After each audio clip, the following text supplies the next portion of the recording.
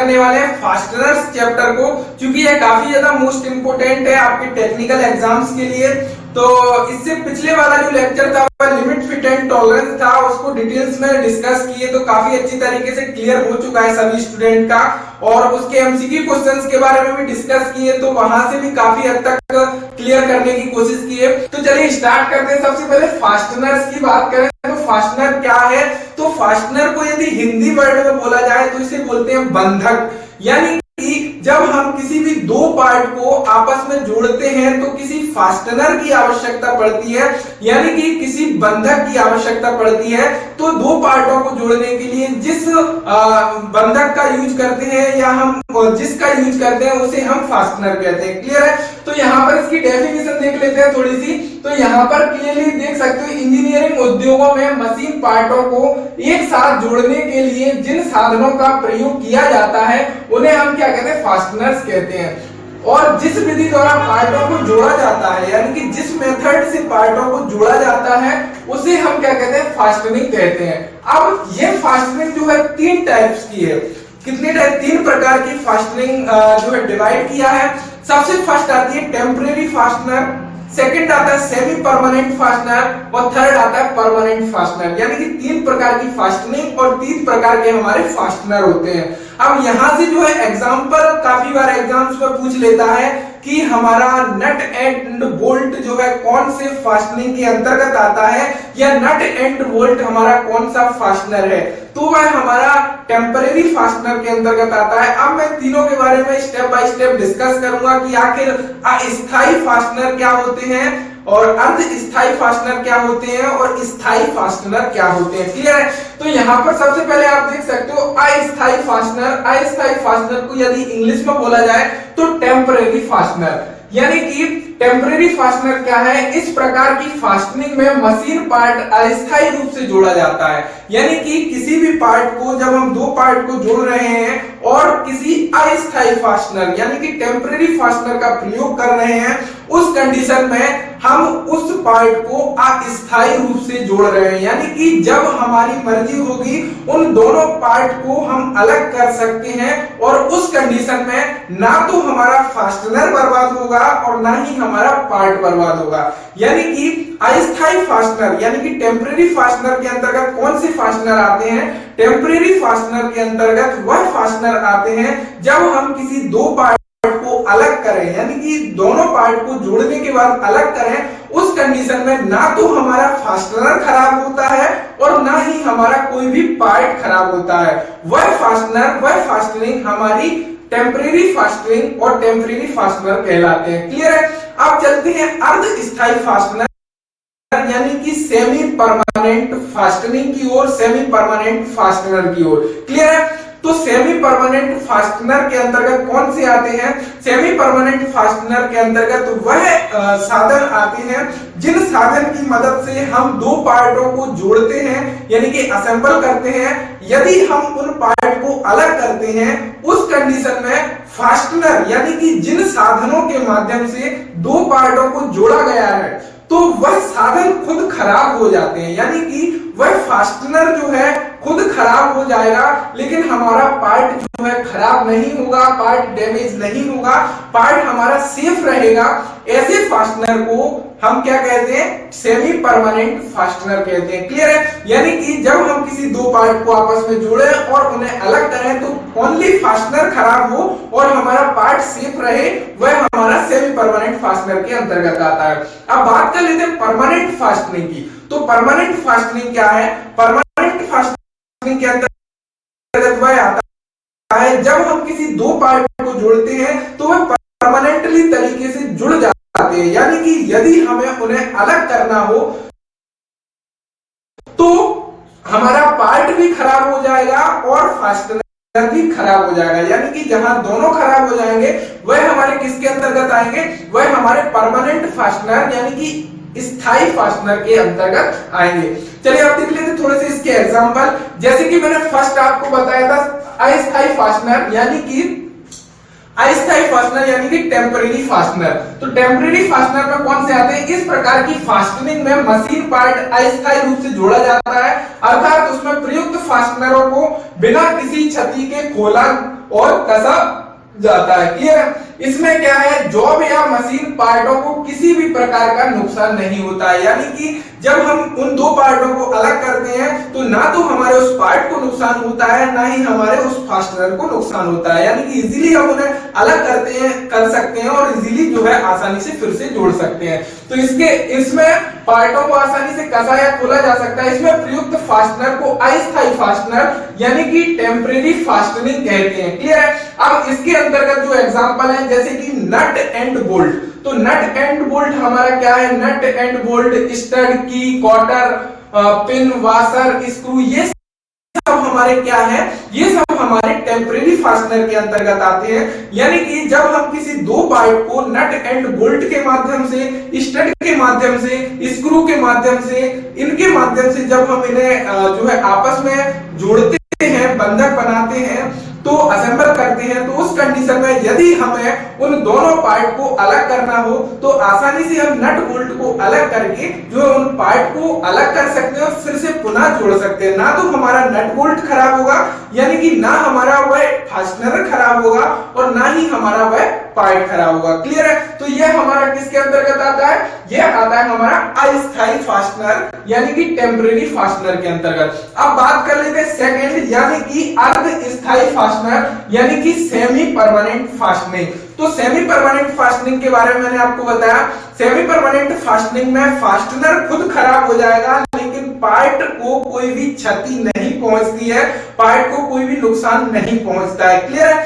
तो चलते हैं सेमी परमानेंट फास्टनिंग की ओर। तो इस प्रकार की विधि में पार्टों को अर्ध स्थायी रूप से जोड़ा जाता है। क्लियर है? इस विधि में प्रयुक्त फास्टनर को अगर खोला जाए तो खोलते समय या अलग करते समय फास्टनर खुद तो खराब हो जाएंगे, क्लियर है, हो जाते हैं, लेकिन हमारा मशीन या पार्ट को कोई क्षति नहीं पहुंचती है। तो इसके अंतर्गत कौन कौन से आते हैं? आपसे यहाँ पर आप काफी ज्यादा कंफ्यूज हो जाते हो। काफी स्टूडेंट ने जो है कमेंट बॉक्स मैंने जहां देखा यूट्यूब का, तो वहां पर पूछा कि सोल्डरिंग जो है किस फास्टनिंग के अंतर्गत आती है। तो मैं आपको क्लियर कराना चाहूंगा, जो सोल्डरिंग है वह हमारी सेमी परमानेंट फास्टनर के अंतर्गत आती है। लेकिन यदि बात की जाए ब्रेजिंग की, तो ब्रेजिंग जो है हमारी परमानेंट फास्टनिंग के अंतर्गत आती है। इसका रीजन है कि जब हम सोल्डरिंग करते हैं, किसी पार्ट में सोल्डरिंग है, तो उस पार्ट को हम आसानी से गर्म करके सोल्डर जो है पिघल जाता है और उन दोनों पार्ट को आसानी से अलग कर लेते हैं और पार्ट को कोई भी क्षति नहीं होती है, यानी कि मशीन पार्ट को कोई क्षति नहीं हुई है और हमारा फास्टनर जो है वह बर्बाद हो चुका है, पिघलकर बर्बाद हो चुका है। क्लियर है? तो सोल्डरिंग हमारी सेमी परमानेंट फास्टनिंग के अंतर्गत आती है। बात की जाए रिवेट्स की, तो रिवेट्स क्या है? रिवेट भी हमारी सेमी परमानेंट फास्टनिंग यानी कि अर्ध स्थायी फास्टनर के अंतर्गत आती है, क्योंकि जब हम किसी पार्ट में एक बार रिवेटिंग कर देते हैं और उन्हें अलग करना होता है तो हमें उसे काटना पड़ता है, उसके हेड को अलग करना पड़ता है, उसके बाद हम उन पार्ट को अलग कर पाते हैं। उस कंडीशन में हमारी रिवेट जो है वह खराब हो जाती है और पार्ट हमारा सुरक्षित रहता है। यदि हमें उस पार्ट को फिर से असेंबल करना हो तो दूसरी रिवेट का यूज करना होगा, यानी कि यहाँ पर हमारा फास्टनर यानी कि रिवेट तो बर्बाद हो गया लेकिन जो पार्ट है वह सेफ था। क्लियर है? तो यह हमारी किसके अंतर्गत आती है? सेमी परमानेंट फास्टनर के अंतर्गत आती है। तो यहाँ पर आपको सोल्डरिंग और ब्रेजिंग में बहुत ज्यादा कंफ्यूजन रहता है, तो मैं आपको क्लियर करना चाहूंगा, सोल्डरिंग जो है वह हमारी सेमी परमानेंट फास्टनिंग के अंतर्गत आती है और रिवेट्स भी हमारी सेमी परमानेंट फास्टनर के अंतर्गत आती है। यदि बात की जाए ब्रेजिंग की, तो ब्रेजिंग हमारी परमानेंट फास्टनिंग के अंतर्गत आती है। क्लियर है? अब चलते हैं नेक्स्ट, तो परमानेंट फास्टनिंग के अंतर्गत। तो परमानेंट फास्टनिंग में मैंने बताया कि इस विधि में क्या होता है, पार्टों को स्थायी रूप से जोड़ दिया जाता है। यदि हम उन पार्टों को अलग करते हैं तो फास्टनर स्वयं भी खराब हो जाते हैं और हमारा पार्ट भी खराब हो जाता है। क्लियर है? तो यहाँ पर आपको क्लियर होना चाहिए, यहाँ पर यही है परमानेंट फास्टनिंग में। इस विधि में पार्टों को स्थायी रूप से जोड़ा जाता है। इसमें पार्टों को खोलते एवं खोलने या फिर अलग करते समय यह खुद खराब होते हैं और साथ ही साथ हमारे जॉब को भी खराब कर देते हैं। क्लियर है? जैसे कि इसका जो एग्जांपल है वेल्डिंग और ब्रेजिंग, दो एग्जांपल इसके हैं। यानी कि जब हम पार्ट को वेल्डिंग के द्वारा जोड़ते हैं तो स्थायी रूप से जोड़ते हैं और अलग करते हैं तो वेल्डिंग भी बर्बाद हो जाती है और हमारा पार्ट भी इसी प्रकार ब्रेजिंग है। तो आपको एग्जांपल के ऊपर थोड़ा सा फोकस करना है। यानी कि क्वेश्चन इस टाइप से पूछ लेता है कि निम्नलिखित में से कौन सा अर्ध स्थायी फास्टनर है, वहां पर आपको ऑप्शन दे देगा सोल्डरिंग, वेजिंग, रिवेटिंग। तो इस टाइप से आपको जो है वहां पर चूज करना होता है कि उसने किस फास्टनर की पूछा है और वह जो है ऑप्शन में कौन सा है। तो क्लियर है? ऑप्शन की ओर फोकस करना है, आपको इसका मीन्स पता है क्या अर्धस्थायी फास्टनर है क्या स्थायी फास्टनर है। अब चलते हैं थोड़ा सा नेक्स्ट टॉपिक की ओर। तो नेक्स्ट टॉपिक है वाशर। वाशर से जो है एक मेन इंपोर्टेंट वाशर के बारे में जो है 3 बार क्वेश्चन आ चुका है आपके डीएमआरसी में, प्रीवियस क्वेश्चन पेपर में, इसरो में भी काफी बार क्वेश्चन आ चुका है। मैं आपको क्लियर कराया था टैप वाशर के बारे में। टैप वाशर के बारे में क्वेश्चन आता है अक्सर, तो सभी वाशर को यहाँ पर क्लियर करने की कोशिश करेंगे। तो सबसे फर्स्ट यहाँ पर वाशर को आप डेफिनेशन देख सकते हो।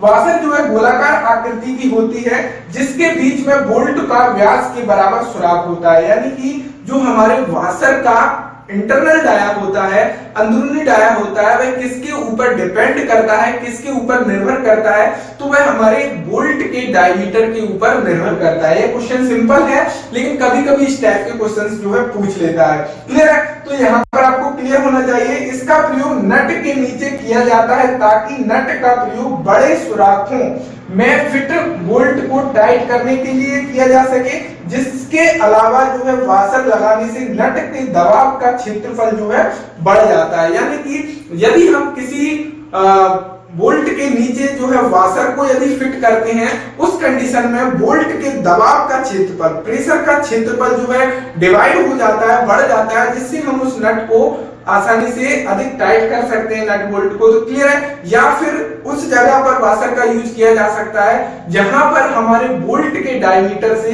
बोल्ट के डायमीटर से हॉल का डायमीटर जो है बड़ा होता है, उस कंडीशन में वाशर का प्रयोग करके हम उसे टाइट कर सकते हैं। क्लियर है? तो वाशर के टाइप्स के बारे में यहां जान लेते हैं। तो वाशर जो है मुख्यतः 4 टाइप्स के होते हैं, 4 प्रकार के होते हैं। सबसे फर्स्ट आता है plain washer, second spring washer, third आता है लॉक वाशर और फोर्थ आता है हमारा टैप वाशर। टैप वाशर काफी ज्यादा मोस्ट इंपोर्टेंट है आपकी लॉकिंग के लिए, यहां से क्वेश्चन अक्सर पूछा जाता है। तो बात कर लेते हैं थोड़ा सा प्लेन वाशर के बारे में। तो प्लेन वाशर वृत्ताकार या गोलाकार आकृति में होता है, जैसे कि आप यहाँ पर देख सकते हो, यह हमारा एक प्लेन वाशर है और यह नट के दबाव को अधिक क्षेत्र में फैलाती है। यानी कि नट का जो दबाव है वो उसका प्रेशर का क्षेत्रफल को जो है इंक्रीज कर देता है हमारा वाशर। क्लियर है? यहाँ पर आप देख सकते हो इसके प्रयोग से नट को अधिक टाइट किया जा सकता है। प्लेन वाशर के बीच का सुराख का व्यास बोल्ट के व्यास के अनुसार होता है। क्लियर है? अब वह कितना होता है? D बराबर बोल्ट का व्यास है, वाशर का बाहरी व्यास। यानी कि अब बात की जाए यह तो हमारे बोल्ट के डायमीटर के बराबर होगा। यदि बात की जाए एक्सटर्नल डायमीटर की, यानी कि बाहरी डायमीटर की, तो इस डायमीटर को कैसे फाइंड आउट करना है? तो इस डायमीटर को काफी बार जो है आपसे फाइंड आउट करने को दे देता है। यदि वह क्लियरली बोल देता है कि हमारे बोल्ट का डायमीटर इतना है और उसके लिए हमें किसी वाशर को फिट करना है, तो उस वाशर का एक्सटर्नल डायमीटर क्या होगा? तो वहां पर एक्सटर्नल डायमीटर निकालने के लिए आपको 2D + 1/8 का फॉर्मूला यूज करना होगा। यानी कि 2D, यह हमारा D क्या है? बोल्ट का डायमीटर है, यानी कि बोल्ट के डायमीटर का डबल और प्लस करना होगा 1/8। क्लियर है? यहाँ पर आप देख सकते हो इसके एक्सटर्नल डायमीटर को 2D + 1/D यानी कि 1/8। क्लियर है? तो यह हमारा एक्सटर्नल डायमीटर फाइंड आउट हो जाएगा। या फिर 2D + 3 मिलीमीटर भी कर सकते हैं। जैसे कि यदि कहा जाए कि 20 मिलीमीटर का हमारा क्या है, 20 मिलीमीटर का हमारा कोई बोल्ट है, इसके लिए हमें जो है वाशर का यूज करना है, तो कितने मिलीमीटर का वाशर का जो बाहरी डायमीटर होगा, तो 43 मिलीमीटर जो है वाशर का बाहरी डायमीटर हो जाएगा, एक्सटर्नल डायमीटर हो जाएगा। वह कैसे 2D यानी कि इसका डबल प्लस 3 मिलीमीटर। अब वाशर की मोटाई यानी कि वाशर की थिकनेस को कैसे फाइंड आउट करेंगे, तो वाशर की थिकनेस जो है 1/8D रखी जाती है। क्लियर है, यानी कि यदि 20 मिलीमीटर हमारा डाया है तो वाशर की मोटाई कितनी हो जाएगी 20/8 मिलीमीटर। चैम्बर का कोण जो है वह 30 डिग्री में चैम्बर का कोण होता है। यहां से हेक्सागोनल बोल्ट के चैम्बर का कोण भी काफी बार क्वेश्चन जो है पूछा जा चुका है, तो 30 डिग्री हेक्सागोनल बोल्ट के जो है चैम्बर भी 30 डिग्री में करते हैं। क्लियर है, बात कर लेते हैं नेक्स्ट वाशर की ओर। तो नेक्स्ट है स्प्रिंग वाशर। तो स्प्रिंग वाशर का प्रयोग भी जो है नट को लॉक करने के लिए किया जाता है, क्योंकि इसका एक सिरा जो है ऊपर की ओर नट को खींचता है, दूसरा सिरा नीचे की ओर दबा देता है। जैसे कि आप यहाँ पर देख सकते हो। तो हमारे स्प्रिंग वाशर भी कई प्रकार के होते हैं, यहाँ देख सकते हो। स्प्रिंग वाशर का प्रयोग नट को लॉक करने के लिए किया जाता है, क्योंकि इसका एक सिरा नट की ऊपर की तरफ तिरछा उठता है, जिससे नट को धड़कन होने से यानी कि वाइब्रेट होने से भी नहीं खुलता है। अब यहाँ से जो क्वेश्चन आता है वह दो प्रकार का क्वेश्चन आता है। एक सिंपली क्वेश्चन जहां पर पूछा जाए कि नट को लॉक करने के लिए वाइब्रेट वाली जगह पर यदि हमें नट को लॉक करना है, वहां पर किस वाशर का प्रयोग किया जाएगा, तो वहां पर जो है हम स्प्रिंग वाशर का यूज करके वाइब्रेट वाली जगह पर नट बोल्ट को जो है लॉक कर सकते हैं, नट को खुलने से रोक सकते हैं। कहां पर, जहां वाइब्रेट वाली जगह हो। क्लियर है, तो ये तो है स्प्रिंग वाशर की। अब बात की जाए टैप वाशर की, तो अभी टैप वाशर को डिस्कस करेंगे। तो पहले इसको देख लेते हैं, सिंगल पैटर्न या सिंगल कॉइल, इस प्रकार से स्टैंडर्ड पैटर्न, डबल पैटर्न हमारा ये हो गया, ग्रिप पैटर्न या गर्डर पैटर्न। तो ये काफी सारे प्रकार होते हैं जो स्प्रिंग वाशर के। तो यहाँ पर आप देख सकते हो। नेक्स्ट है लॉक वाशर। लॉक वाशर क्या है, इस वाशर का प्रयोग भी लॉकिंग अरेंजमेंट